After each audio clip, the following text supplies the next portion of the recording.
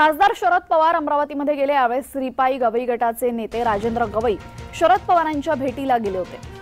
लोकसभा निवडणूक महाविकास आघाडीतून लढण्यास राजेंद्र गवई इच्छुक असल्याचं सूत्रांनी सांगितलेलं आहे। खासदार शरद पवार यांच्या भेटीसाठी ते गेले होते।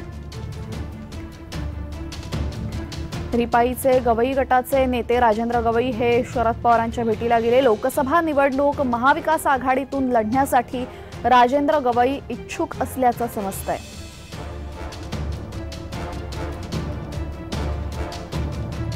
अमरावती दौऱ्यावर शरद पवार असताना यावेळी शरद पवारांच्या भेटीला गवई गेले होते। त्यामुळे आता ते लोकसभा निवडणूक हे महाविकास आघाडीतून लढणार असल्याचं यावेळी समजतंय। आपल्यासोबत आमचे प्रतिनिधी सुरेंद्र आकोडे जोडले गेलेले आहेत। सुरेंद्र, काय सांगाल?